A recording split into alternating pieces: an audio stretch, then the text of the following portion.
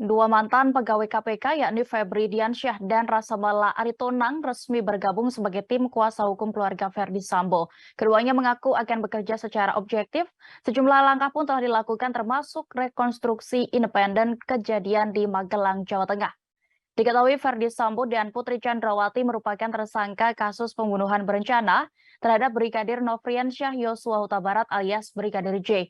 Mantan juru bicara KPK, Febri Diansyah saat ini sebagai pengacara dari Putri Chandrawati, sementara sang suami Verdi Sambo didampingi oleh mantan tim Biro Hukum KPK, Rasamala Aritonang.